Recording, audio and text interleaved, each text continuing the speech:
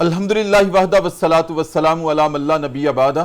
अम्मा बाद फौज़ु बिल्लाहि मिनश शैतानिर रजीम बिस्मिल्लाहिर रहमानिर रहीम। अस्सलामु अलैकुम नाज़रीन, सुबह की पुरनूर सातों में पब्लिक न्यूज़ टीवी चैनल पर प्रोग्राम सदाए कुरान लेकर डॉक्टर मोहम्मद ताहिर मुस्तफ़ा आपकी खिदमत में हाजिर। नाज़रीन किराम, प्रोग्राम सदाए कुरान में अल्हम्दुलिल्लाह हम कलामुल्लाह को अलहम्द से लेकर चले हैं और आज हमारा सबक पहुंचा है सूरह बकरा की आयत नंबर 11 से 16 तक, जिसमें इरशाद बारी ताला है बिस्मिल्लाहिर्रहमानिर्रहीम वइज़ा क़ील लहुम ला तुफ़सिदू फ़िल अर्ज़ि क़ालू इन्नमा नहनु मुस्लिहून अला इन्नहुम हुमुल मुफ़सिदून वलाकिन ला यशऊरून। जब उनसे कहा जाता है कि ज़मीन पर फसाद ना फैलाओ तो कहते हैं हम तो इस्लाह करने वाले हैं। आगाह रहो, बेशक वही फसाद करने वाले हैं, लेकिन वो इसका शऊर नहीं रखते। नाज़रीन किराम, आगे है, जब उनसे कहा जाता है कि ईमान लाओ जिस तरह ईमान लाए सब लोग, तो कहते हैं क्या हम उस तरह से ईमान लाएं जिस तरह ईमान लाए बेवकूफ़, हालांकि वही हैं बेवकूफ़। नाज़रीन किराम, आगे है कि लोगों आगाह रहो, वो इसका शऊर ही नहीं रखते, इसका इल्म ही नहीं रखते। जब वो ईमान वालों से मिलते हैं तो कहते हैं हम ईमान लाए, लेकिन वो खलवत में जब अपने शैतानों से मिलते हैं तो कहते हैं हम तो तुम्हारे साथ हैं। अहले ईमान के साथ तो हम मजाक करते हैं, अल्लाह उनके साथ इस्तेहज़ा करता है और अल्लाह उनकी सरकशी को मज़ीद बढ़ा रहा है। यही वो लोग हैं जिन्होंने हदायत की बजाय गुमराही ख़रीद ली है। ना तो उनकी तजारत ने कोई फ़ायदा दिया और ना ही वो खुद हदायत पाने वाले हुए। नाज़रीन किराम, सूरह बकरा की आयत नंबर 11 से 16 तक जो आज का मज़मून है, इसमें मुनाफिकीन के फ़िक्र अमल की निशानदही अल्लाह रब्बुल इज़्ज़त ने की है कि जब उनसे कहते हैं कि ज़मीन पर फसाद न करो तो कहते हैं हम इस्लाह करने वाले हैं। जब उनको एक मयार बताया जाता है कि उस तरह से ईमान लाओ जिस तरह ईमान लाए सब लोग, यानी सहाबा इकराम, तो आगे से इस्तेहज़ा करते हुए कहते हैं कि हम उस तरह से ईमान लाएं जिस तरह ईमान लाए बेवकूफ़। तो अल्लाह रब्बुल इज़्ज़त ने कलामी जवाब दिया है कि वो खुद बेवकूफ़ हैं, लेकिन वो इसका शऊर और इल्म ही नहीं रखते। और जब उनसे कहा जाता है कि सरकशी ना करो तो वो सरकशी पे आमादा होते हैं। अल्लाह रब्बुल इज़्ज़त वाज़ेह कर रहा है कि यही वो लोग हैं जिन्होंने हदायत के बदले गुमराही को ख़रीद लिया। नाज़रीन किराम, इन आयात में हमारे लिए क्या फ़िक्र अमल की राहें और ज़ाविये मुतय्यन होते हैं, क्या सदाए कुरान है, इस पे गुफ्तगू करने के लिए आज जो हमारे प्रोग्राम में मेहमान शख्सियत हैं, मेरी दाईं जानब तशरीफ़ रखे हुए हैं। नाज़रीन किराम, वो आलिम भी हैं और इल्म का आलम भी हैं। नाज़रीन किराम, वो ख़तीब भी हैं, अदीब भी हैं और मुहक्किक भी हैं। माशाअल्लाह बहुत खूबसूरत गुफ्तगू करते हैं जनाबे अल्लामा उसैदुर रहमान सईद। अस्सलामु अलैकुम वरहमतुल्लाहि वालेकुम अस्सलाम वरहमतुल्लाहि वबरकातुहू। सब कैसे डॉक्टर साहब, खुश अल्लाह का आमदीद एहसान, प्रोग्राम सदाए बहुत कुरान। शुक्रिया सर। और नाज़रीन किराम, मेरी बाईं जानब बारगाह रिसालत माब सल्लल्लाहु अलैहि वसल्लम में कलाम का नजराना पेश करने के लिए, जिससे हमारे प्रोग्राम का आगाज़ होता है, सदाए कुरान प्रोग्राम का नाम है और हम साहिब कुरान पर अपनी अकीदत के फूल निछावर करते हुए प्रोग्राम का आगाज़ करते हैं। तो ये फूल निछावर करने के लिए आज तशरीफ़ लाए हैं जनाबे मोहम्मद अदनान अली हजवेरी। अस्सलामु अलैकुम वरहमतुल्लाह। वालेकुम अस्सलाम वरहमतुल्लाह। कैसे मिजाज? डॉक्टर साहब अल्हम्दुलिल्लाह, शुक्रिया। मैं गुजारिश करूँगा कि अपने कलाम से प्रोग्राम का आगाज़ फरमाएं। नाज़रीन किराम, जनाबे मोहम्मद अदनान अली हजवेरी अपनी पुरसोज़ आवाज़ में जनाबे मुज़फ़्फ़र वारसी का कलाम पेश कर रहे थे और क्या खूब अंदाज़ था। और नाज़रीन किराम, इसके साथ ही हम एक वक्फ़ा लेंगे और वक्फ़े में हम जाया करते हैं दरबार रिसालत में और नबी करीम सल्लल्लाहु अलैहि वसल्लम के रोज़े अक़दस की जालियों को चश्मे तसव्वुर में सामने रखते हुए एक मरतबा दुरूद करीम का नजराना पेश करते हैं और वापस आते हैं।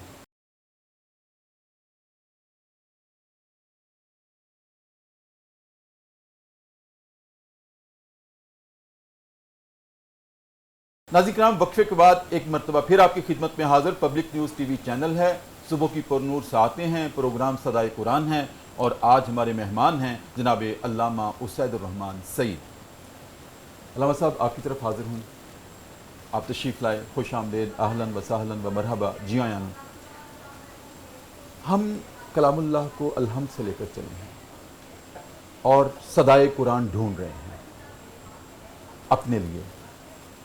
کیا فکر و عمل کے زاویے متعین کرتا ہے یہ کلام اللہ جس کو ہم نے طاق میں رکھ دیا ہے, اور رمضان کا مہینہ آتا ہے تو ہم ایک مرتبہ ایک سپارہ روز پڑھ کے کہتے ہیں کہ میں نے قرآن پڑھ لیا. لیکن فکر و عمل میں کیسے اترا؟ کیا تبدیلی لاتا ہے یہ قرآن؟ کیا صدا دیتا ہے؟ ہمیں کہاں لبیک کہنا ہے؟ ہم نے کبھی غور نہیں کیا. آج جو آیات ہیں پروگرام صدائے قرآن کا موضوع, جیسے میں نے عرض کیا کہ منافقین کے طرز عمل کو اللہ رب العزت نے بیان کیا ہے کہ جب ان سے کہا جاتا ہے زمین پر فساد نہ کرو تو کہتے ہیں ہم تو اصلاح کرنے والے ہیں. علامہ صاحب ہمارے ناظرین کو بتائیے کہ زمین پر فساد کیٹیگوریکلی اللہ رب العزت نے ان کو کہا ہے فساد نہ کرو. یہ زمین کے اوپر فساد, جس کو ہم دوسرے لفظوں میں فساد فی الارض کہتے ہیں, یہ کیا ہوتا ہے جس کی ان کو ممانعت کر دی گئی ہے کہ اس سے باز آ جاؤ, زمین پر فساد نہ کرو. آگے سے وہ کہتے ہیں ہم تو اصلاح کرنے والے ہیں. لیکن ان کے جواب سے پہلے ہمیں یہ ذرا کھول کے رکھیے گرا کہ فساد فی الارض کیا ہوتا ہے جس سے ان کو منع کیا. دیکھیں ڈاکٹر صاحب, پہلی بات یہ ہے کہ اللہ تعالیٰ کے جو احکامات ہیں اور حضور صلی اللہ علیہ وسلم کی جو سیرت طیبہ ہے اس سے روح گردانی کرنا, اور جو انسانی مزاج ہے اس میں بگاڑ کا آ جانا, حد اعتدال سے تجاوز کر جانا, اس سے نکل جانا, حضور صلی اللہ علیہ وسلم کی تعلیمات کو پس پش کر دینا, میں سمجھتا ہوں کہ یہ فساد فی الارض ہے. اچھا, حضور صلی اللہ علیہ وسلم کے دور مبارک میں اور حضور صلی اللہ علیہ وسلم کے دور مبارک سے لے کر آج تک جو فساد ہے, ایک فساد تو وہ ہے جو ظاہر میں ہمیں نظر آ رہا ہے, چوری کرنا, ڈاکہ زنی کرنا, کسی سے کوئی چیز چھین لینا, انسان کو قتل کر دینا, یہ وہ فساد ہیں جو ہمیں ظاہر میں نظر آ رہے ہیں. اور ایک وہ فساد ہے جو ہمارے باطن کے اندر ہے, حسد ہے, کینہ ہے, سازشیں ہیں. تو جو فساد فی الارض کا جو مرتکب ہوتا ہے وہ اصل میں یہ ہوتا ہے کہ جو اللہ تعالیٰ کے احکامات ہیں, حضور صلی اللہ علیہ وسلم کی جو تعلیمات ہیں, وہ اس سے اجتناب کرنے لگتا ہے. نہ صرف خود اجتناب کرتا ہے بلکہ لوگوں کو بھی اکساتا ہے کہ اس سے اجتناب کیا جائے. ظاہری بات ہے, وہ اس لیے کہ وہ اپنے جو اس کے عیوب ہوتے ہیں وہ اس کو ہنر تصور کرتا ہے کہ یہ میرا ہنر ہے, یہ میری مہارت ہے, اور باقی جو انسانیت ہوتی ہے ان کے جو ہنر ہوتے ہیں ان کو وہ عیب سمجھتا ہے. اس لیے وہ یہ چاہتا ہے کہ جس فساد کے اوپر میں ہوں, میں انسانیت کے اندر فساد برپا کروں. رب العالمین نے منع فرمایا کہ فساد فی الارض نہیں کرنا. حضور صلی اللہ علیہ وسلم کی اگر آپ تعلیمات دیکھیں گے تو حضور صلی اللہ علیہ وسلم جس معاشرے میں تشریف لائے, اگر آپ اس کا جائزہ لیں گے, اگر آپ اس کو پڑھیں گے سیرت کی کتابوں میں, تو آپ کو حرب البسوس کے نام سے فسادات ملیں گے, جنگیں ملیں گی, اس طرح انسانیت کا قتل عام ملے گا کہ ایک چشمے کے اوپر, ایک بکری کے اوپر لڑائی شروع ہوتی کہ نہیں پہلے میرا جانور پانی پیے گا, اور دوسرا قبیلہ کہتا کہ نہیں پہلے میرا جانور پانی پیے گا. اس کے اوپر فساد شروع ہو جاتا, اس کے اوپر لڑائی شروع ہو جاتی, اور جھگڑا یہ چلتا, اور یہ کوئی نسلوں تک چلتا, یعنی صدیوں تک چلتا, اور یہ تھمنے کا نام نہیں لیتا تھا. تو حضور صلی اللہ علیہ وسلم نے جب اللہ تعالیٰ کے احکامات جو تھے ان کو بتائے, ان کو سمجھائے, تو پھر وہی جو بھیڑ بکریوں کے اوپر لڑنے والے تھے, چھوٹی چھوٹی بات کے اوپر انسانیت کا قتل عام کر دینے والے تھے, پھر ہم نے وہ منظر بھی سیرت کی کتابوں میں پڑھا ہے کہ وہ ایک دوسرے کے اوپر جان نچھاور کرنے والے ہو گئے. اور قرآن کہتا ہے وَيُؤْثِرُونَ عَلَىٰ أَنفُسِهِمْ وَلَوْ كَانَ بِهِمْ خَصَاصَةٌ, کہ وہ تو یعنی ایک ہوتا ہے عدل, انصاف کرنا, کسی کا حق کسی کو دے دینا. حضور صلی اللہ علیہ وسلم نے تو ان کے اندر ایسی چیزیں بھر دی کہ وَيُؤْثِرُونَ عَلَىٰ أَنفُسِهِمْ وَلَوْ كَانَ بِهِمْ خَصَاصَةٌ. وہ کہتا ہے میری جان نکل جائے لیکن دوسرا پی لے, دوسرا کہتا ہے میری جان نکل جائے تیسرا پی لے, اور تینوں کے تینوں جو ہوتے ہیں اپنی جان جو ہے جعفری کے حوالے کرتے ہیں. تو یہ جو چیز تھی حضور صلی اللہ علیہ وسلم نے ان لوگوں کے اندر پیدا کر دی, اور اس معاشرے میں, اور ان کو ایسے حضور صلی اللہ علیہ وسلم نے ان کے اندر اخوت بھر دی آ کر. فساد کرنے والے جو تھے, فساد فی الارض والے, وہ ایک جناب ایک مثل بن کے رہ گئے، مثال بن کے رہ گئے، اور وہ مثل بنتے بھی کیوں نہ، اللہ تعالیٰ نے تو قرآن پاک میں فرمایا وَمَثَلُهُمْ فِي التَّوْرَاةِ وَمَثَلُهُمْ فِي الْإِنْجِيلِ، ان کی مثالیں تو میں پہلے بھی دے چکا ہوں تورات میں، انجیل میں، یعنی یہ ایسے عظیم لوگ تھے حضور صلی اللہ علیہ وسلم نے جن کی تربیت فرمائی۔ بالکل ٹھیک۔ علامہ صاحب آپ نے کیا نقشہ کھینچا ہے، وَيُؤْثِرُونَ عَلَىٰ أَنفُسِهِمْ وَلَوْ كَانَ بِهِمْ خَصَاصَةٌ۔ حضرت طلحہ انصاری رضی اللہ تعالیٰ عنہ سامنے آ گئے کہ مہمان رسول کو کھانا کھلا رہے ہیں، وہ اولی بات کہ ایک ہوتا ہے عدل، عدل تو یہ ہے کہ میرے پاس ایک روٹی ہے، آپ کو بھی بھوک لگی مجھے بھی لگی، آدھی آپ کو دے دوں آدھی خود کھا لوں۔ ایک ہے احسان کہ اپنی آدھی بھی آپ کو دے دوں یا کسی کو دے دوں جو سائل ہے۔ تو جب حضرت طلحہ انصاری اندھیرے میں ہاتھ ہلا رہے تھے اور واپس منہ تک لا رہے تھے اور مہمان رسول کو یہ بھی ریالائز کروا رہے تھے میں بھی کھا رہا ہوں، احسان نہیں جتلا رہے تھے، تو اس وقت یہ آیت نازل ہوئی وَيُؤْثِرُونَ عَلَىٰ أَنفُسِهِمْ وَلَوْ كَانَ بِهِمْ خَصَاصَةٌ۔ اے نبی کیا بات ہے آپ کی تربیت کی، ہم اوپر عرش پر دیکھ کر حیران رہ گئے ہیں کہ اندھیرا کیا ہوا ہے اور آپ کے صحابی صرف ہاتھ ہلا رہے ہیں اور سارا کھانا جو ہے۔ علامہ صاحب ایک اور وضاحت کیجئے، ایک ہوتا ہے، میں عرض کیا کرتا ہوں، ایک ہوتا ہے دوست، اگر کوئی مل جائے تو، ویسے تو دوست دنیا میں ایک کہانی ہے، اگر کوئی اپنا دوست مل جائے وہ ہوتا ہے خیر خواہ، اور میرا پتہ ہے کہ میرا دوست ہے، میرا خیر خواہ ہے۔ ایک ہوتا ہے دشمن، اور دشمن دشمن ہوتا ہے، خیر خواہی تو اس کے قریب سے نہیں پھٹکتی، وہ تو دشمنی پہ آمادہ ہوتا ہے، لیکن ڈکلیئرڈ دشمن ہے اور مجھے پتہ ہے میں اس سے بچ کے رہوں گا۔ ایک ہوتا ہے منافق جو بظاہر دوست ہوتا ہے اندر سے دشمن ہوتا ہے، وہ چالیں جو اختیار کرتا ہے، میرے پاس بچنے کے لیے کوئی پیمانہ نہیں ہے کہ میں کیسے جانوں، بظاہر کہتا ہے میرا دوست ہے اندر سے۔ تو کیا وہ منافقین بھی یہی طرز عمل رکھتے تھے سوسائٹی میں؟ میں یہ سمجھتا ہوں کہ جب اگر یہ آیات نازل ہوئیں، جب آپ دیکھیں گے قرآن کریم کی ان آیات کو، تو منافقین جو تھے ان کی سب سے بڑی جو بات تھی وہ یہ چاہ رہے تھے کہ حضور صلی اللہ علیہ وسلم کو اور حضور صلی اللہ علیہ وسلم کے ماننے والوں کو جو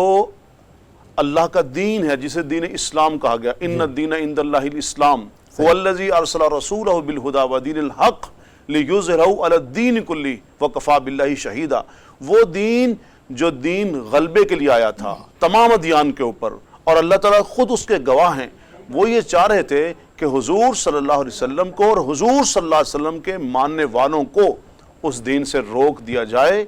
اور وہ جو معاشرتی جو بگاڑ ہے ان کو ان کے ساتھ چلایا جائے، اور وہ اس کو کہہ رہے تھے کہ جی ہم تو اصلاح کرنے والے، ہم تو صلح کروانے والے،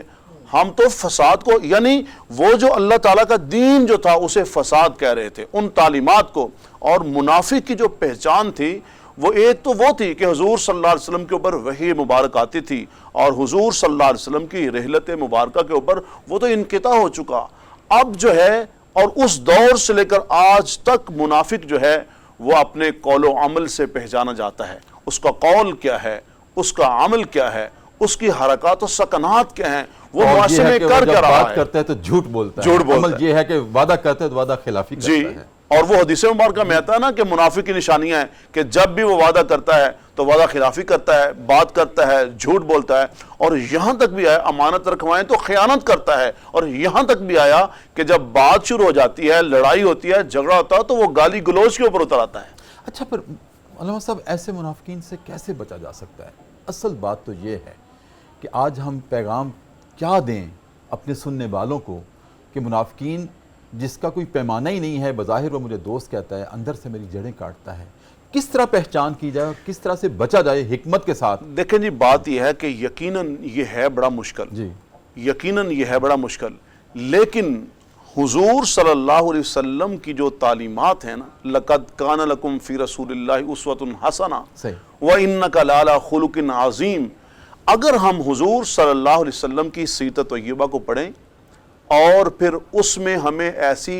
یقیناً بہت ساری مثالیں ملیں گی، وہ ہماری رہنمائی ہوگی کہ ہم نے کس کس انداز سے یعنی بچنا ہے، ان کی چالیں کیا ہیں، اور کس کس انداز کے اندر وہ معاشرے کے اندر اخلاقی بگاڑ پیدا کر رہے ہیں۔ تو سب سے پہلی بات تو یہ ہے کہ جب تک مرض سامنے نہیں آتا، جب تک بیماری سامنے نہیں آتی، تشخیص کیسے ہوگی؟ سب سے پہلے تو ان کی بیماری جو ہے وہ سامنے آئے گی، اور اس کے مطابق پھر جو تشخیص ہے اور اس کا جو تدارک ہے وہ حضور صلی اللہ علیہ وسلم کی جو سیرت طیبہ ہے اس کی روشنی کے اندر بڑی آسانی کے ساتھ کیا جا سکتا ہے۔ بالکل ٹھیک، آگے بڑھتے ہیں علامہ صاحب۔ آج کے سبق میں سورہ بقرہ کی آیت نمبر 11 سے 16 تک مضمون یہ ہے کہ پہلے تو جب ان سے کہا جاتا ہے فساد نہ کرو تو کہتے ہیں اصلاح کرنے والے ہیں، جس کی آپ نے ماشاءاللہ وضاحت فرما دی۔ پھر قرآن کہتا ہے کہ ایمان لاؤ اس طرح سے جس طرح سے ایمان لائے سب لوگ۔ میں نے ویسے اپنی ابتدائی گفتگو میں عرض کر دیا تھا، آپ تائید فرمائیں گے یقیناً انشاءاللہ، کہ قرآن نے جو یہاں لوگ کہہ کر نشاندہی کی ہے یہ صحابہ کرام رضی اللہ تعالی عنہم وہی ہے نا، بے شک ان کو نمونہ بنایا گیا ہے، ان کو معیار بنایا گیا ہے، ایمان کا معیار بھی بنایا گیا ہے۔ احد کیا وہ منظر ہے، انگارے ہیں، بلال لیٹے ہوئے ہیں، پتھر ہیں، ابو جہل نے وزن ڈالا ہوا ہے اور ساتھ کہتے ہیں بلال زندگی چاہتے ہو تو اب بھی پھر جاؤ، لیکن بلال پھر بھی احد پکارتے ہیں، دے لو جتنا ستم کرنا ہے کر لو، جتنا دکھ دینا چاہتے ہو دے لو، لیکن میں تو اس اللہ کی توحید کا پرچم ہی بلند کروں گا۔ تو ان صحابہ کو معیار بنایا گیا ہے ایمان کے اعتبار سے، کیا ارشاد فرمائیں؟ ڈاکٹر صاحب وہ مجھے ایک شعر یاد آ گیا، اسلام وہ شجر نہیں جس نے پانی سے غذا پائی، دیا خون صحابہ نے تو اس میں بہار آئی۔ سبحان اللہ۔ جب یہ والی آیات نازل ہوئی نا تو حضور صلی اللہ علیہ وسلم کے اوپر ایمان لانے والے اور جس طرف آپ نے اشارہ فرمایا ان کی قربانیاں،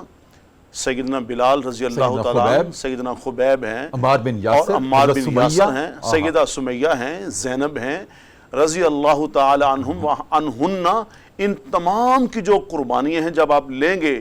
یہ اللہ نے کہا اولئک الذین امتحن اللہ قلوبہم للتقوی، میں ان کو جان چکا ہوں، میں ان کا امتحان لے چکا ہوں، یہ 100 نمبر لے کر پاس ہو چکے ہیں، یہ ایسے معیار اور کسوٹی نہیں بنے۔ فَإِنْ آمَنُوا بِمِثْلِ مَا آمَنْتُمْ بِهِ فَقَدِ اهْتَدَوْا، ان جیسا ایمان لاؤ تو تم پھر ہدایت کے راستے کے اوپر ہو۔ اچھا ایک تو بات یہ ہے کہ تمام جو حضور صلی اللہ علیہ وسلم کے اوپر ایمان لانے والے، اور یقین کیجئے جو صحابی ہے ڈاکٹر صاحب یہ عمل سے نہیں بنتا، اس کے لیے حضور نبی کریم صلی اللہ علیہ وسلم کی صحبت شرط ہے، آپ صلی اللہ علیہ وسلم کی صحبت، آپ کی توجہ، آپ کے ہاتھ توجہات اٹھے ہیں۔ اور یقین کیجئے جب حضور صلی اللہ علیہ وسلم کی یہ صحبت میں بیٹھتے ہوں گے وہ منظر کیا ہوگا۔ مجھے وہ روایت یاد آ رہی ہے جس میں حضرت حنظلہ کہتے ہیں کہ یا رسول اللہ صلی اللہ علیہ وسلم آپ کی صحبت میں بیٹھتا ہوں تو ایمان کی کسوٹی معیار بڑا اونچا ہوتا ہے، اور جب گھر جاتا ہوں تو یہ کیفیت۔ حضور صلی اللہ علیہ وسلم فرمایا یہ کیسے برابری ہو سکتی ہے، اگر یہ ایسا ہو جائے تو پھر تو فرشتہ تمہارے بستروں کے اوپر آ کے تم سے مصافحہ کریں گے۔ اور ویسے بھی جو حضور صلی اللہ علیہ وسلم کی پاکیزہ مجلس ہوگی کہ جس کے بارے میں خود اللہ نے کہا وَاصْبِرْ نَفْسَكَ مَعَ الَّذِينَ يَدْعُونَ رَبَّهُمْ بِالْغَدَاةِ وَالْعَشِيِّ يُرِيدُونَ وَجْهَهُ، میرے محبوب آپ دیکھیں وَلَا تَعْدُ عَيْنَكَ عَنْهُمْ، نظریں نہ ان سے ہٹائیں۔ وہ کیا منظر تھا کہ جو حضور صلی اللہ علیہ وسلم کی، اور ڈاکٹر صاحب ان کی ایمانی کیفیت کو اگر آپ دیکھیں گے، بھوک اور پیاس ہوتی تو حضور نبی پاک صلی اللہ علیہ وسلم کی مجلس مبارکہ میں آتے، دیدار کرتے، بھوک پہ ختم ہو جاتی، پیاس ختم ہو جاتی۔ ان کا معیار کی کسوٹی کیا تھی کہ رب العالمین نے قرآن کریم میں جگہ جگہ کہیں صادقون کہا، کہیں راشدون، یہ تو کسوٹی بن گئے، اولئک ہم الراشدون۔ اور یہاں مجھے وہ حضور صلی اللہ علیہ وسلم کی دعا بھی یاد آ گئی جب حضور صلی اللہ علیہ وسلم نے اللہ کی بارگاہ میں ہاتھ اٹھائے، اللہم حبب الینا الایمان وزینہ فی قلوبنا وکرہ الینا الکفر والفسوق والعصیان وجعلنا من الراشدین،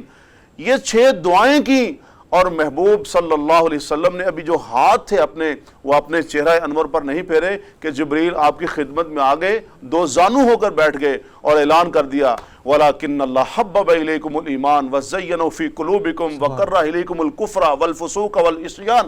اور ہم نے آپ کی ایمان سے محبت، یارانہ اور کفر کو، فسق کو، حتیٰ کہ عصیان جو ہے وہ بھی آپ سے ہٹا دیا۔ آپ صلی اللہ علیہ وسلم کی صحبت میں بیٹھنے والوں کو ہم نے کسوٹی اور معیار بنا دیا۔ اور جب حضور صلی اللہ علیہ وسلم کی یہ جو صحبت تھی، یہ جو یاروں کی بات تھی، مجھے اس کے ساتھ ڈاکٹر صاحب دوسری بات بھی بڑی یاد آ گئی، ان یہودیوں سے کہا کہ اگر یہ میرے مکہ کے جو بلال ہیں اگر ان کو نہیں دیکھتے، اگر آپ تم سیدہ زینب کو نہیں دیکھتے تو مجھے ایک سوال کا جواب دو۔ رسول اللہ صلی اللہ علیہ وسلم نے یہودیوں سے کہا کہ تم ان کو دیکھتے ہو نا، کہ یہ غلام ہیں، یہ نوکر ہیں، اور یہ جناب حبشی ہیں، یہ غریب لوگ ہیں، یہ مزدور لوگ ہیں، چلو ان کو چھوڑ دو، تم سیدنا عبداللہ بن سلام کے بارے میں پوچھا رضی اللہ، فرمایا عبداللہ بن سلام کے بارے میں تم کیا کہتے ہو؟ عبداللہ بن سلام کے بارے میں کیا کہتے ہو؟ تو یہودیوں نے بیک زبان ہو کے کہا کہ یہ تو ایک بڑے اچھے انسان ہیں، یہ تو بڑے شریف باپ کے بیٹے ہیں، اور وہ بڑی لمبی روایت ہے کہ باپ بھی خیر پہ تھا، یہ بھی خیر پہ ہیں، اتنے بڑے عالم ہیں۔ تو حضور صلی اللہ علیہ وسلم نے فرمایا اگر عبداللہ بن سلام جو ہیں اگر وہ اس بات کا اظہار کر دے پھر تم کیا کہو گے؟ انہوں نے کہا ہم سب ایمان لے آئیں گے۔ حضور صلی اللہ علیہ وسلم نے کہا عبداللہ بن سلام سے بتاؤ تم کیا کہتے ہو؟ تو حضرت عبداللہ بن سلام نے کہا یا رسول اللہ ہم نے تو تورات میں پڑھا تھا جب آپ فرما رہے تھے نا افشوا السلام اطعموا الطعام وصلوا الارحام وصلوا باللیل، جب آپ یہ فرما رہے تھے میں تو پہچان گیا تھا کہ یہ چہرہ،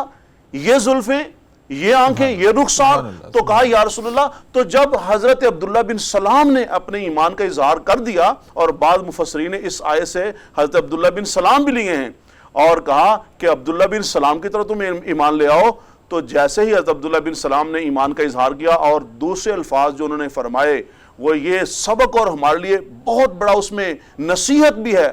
فرمایا کہ یا رسول اللہ صلی اللہ علیہ وسلم جیسے قرآن نے کہا نا کہ جیسے ہم اپنے بیٹوں کو پہچانتے ہیں، اپنی نسل کو ہم آپ کو، اور کہا یا رسول اللہ اس میں بھی کوئی شک و شبہ ہو سکتا ہے لیکن آپ کی نبوت اور رسالت میں کیسے ہم شک کر سکتے ہیں جب تورات میں موجود ہے؟ تو انہیں کہا کہ اب بتاؤ، تو وہ ایسے ازلی بدبخت تھے، وہ مفسد ایسے تھے کہ اللہ نے ان کے مقدر اور قسمت میں پھر بھی ایمان نہیں لکھا تھا۔ علامہ صاحب کیا خوبصورت گفتگو، کیا خوبصورت منظرنامہ صحابہ اکرام اور ان کی نبی کریم سے والہانہ محبت کہ کیا نصیبہ تھا صحابہ اکرام کا۔ ناظرین کرام پروگرام میں ایک وقفہ ہے اور وقفے میں ہم پھر چلتے ہیں دربار رسالت میں اور ایک مرتبہ درود کریم کا نذرانہ پیش کرتے ہیں اور واپس آتے ہیں۔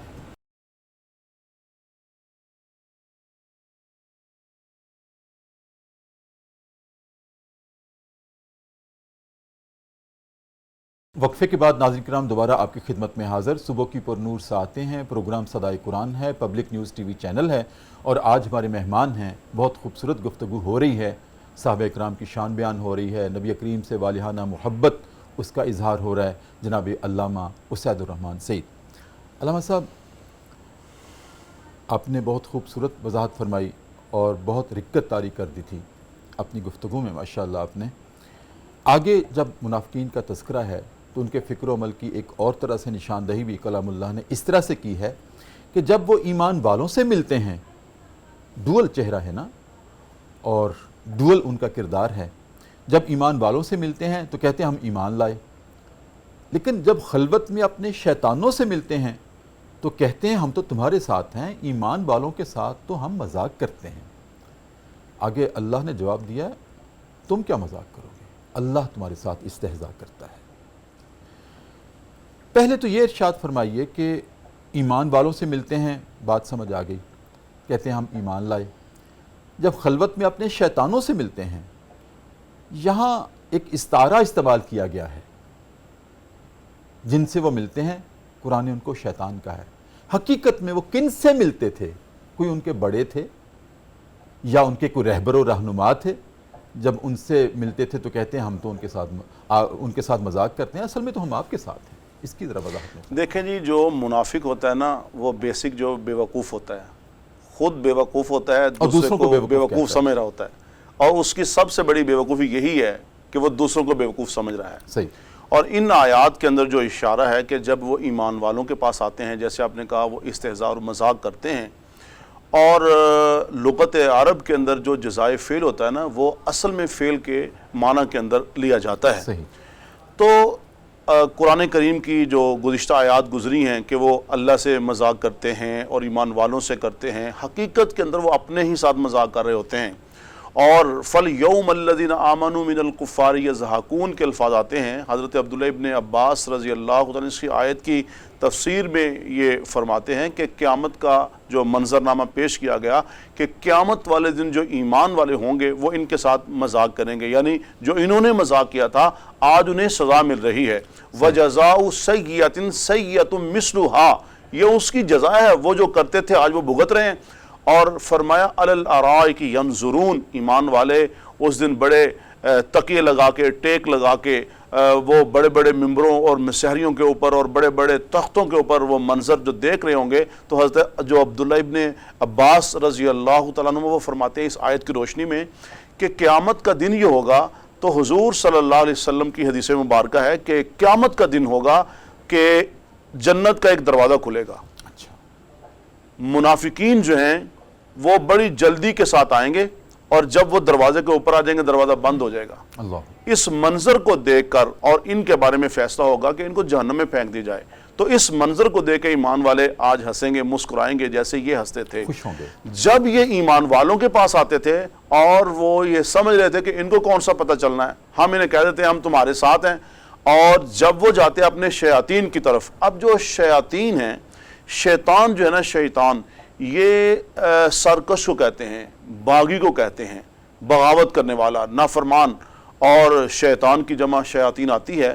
تو یہ جو شیاطین ہوتے ہیں یہ انسانوں میں بھی ہوتے ہیں، جنات میں بھی ہوتے ہیں، حیوانات میں بھی ہوتے ہیں، اور اس آیت میں جو اشارہ ہے وہ انسانوں کی طرف ہے۔ وہ جو کفار تھے اور کفار کے جو بڑے سردار تھے وہ ان سے جا کے کہتے تھے ہم ہیں تو تمہارے ساتھ، ہم تو صرف اور صرف وہاں پہ باتیں سننے کے لیے جاتے ہیں تاکہ پلان ہو سکے، تاکہ مزید جو آگے کی جو تدابیر ہیں ہم وہ مل بیٹھ کے کر سکیں۔ تو ایمان والوں کا راستہ روکا جاتا ہے۔ جی تو اپنے شیاطین کے ان سے آگے کہتے ہم تمہارے ساتھ ہیں، اور وہاں جا کے کہتے کہ جناب ہم تو تمہارے ساتھ ہیں، اور وہ یہ سمجھ رہے تھے شاید اس کا پتہ کسی کو نہیں چل رہا، جبکہ حضور صلی اللہ علیہ وسلم کے سامنے سارا منظرنامہ تھا، جبریل آتے ہیں بتا دیتے ہیں، اللہ رب العالمین حضور صلی اللہ علیہ وسلم کو بتا رہے ہیں، اور حضور صلی اللہ علیہ وسلم ایمان والوں کو بتا رہے ہیں۔ تو یہ جو تینوں کو اپنی طرف سے سمجھ رہے تھے کہ ہم نے بے خبر رکھا ہوا، خبر تو سب کو ہے، تو اس لیے یہ بے وقوف ہیں، اور اپنے جو شیاطین کو جا کے، اپنے جو بڑے تھے ان کو جا کے جو بتا رہے ہیں ہم تمہارے ساتھ ہیں۔ قرآن نے اس طرف اشارہ کیا ہے۔ بالکل ٹھیک ہے علامہ صاحب، آپ کی آمد کا بہت شکریہ، بہت خوبصورت گفتگو کی اور ہمارے ناظرین کی بہت خوبصورت رہنمائی کی۔ ناظرین کرام، جناب علامہ اسید الرحمن سعید نے صحابہ کا تذکرہ کیا اور نبی کریم صلی اللہ علیہ وسلم کے ساتھ ان کی والہانہ محبت کا تذکرہ ہوا اس پروگرام میں، جن کو اللہ نے ایمان کا معیار قرار دیا ہے۔ میں نے پہلے بھی عرض کیا، حضرت بلال کا تذکرہ ہوا کہ ان کے ایمان کا حال یہ تھا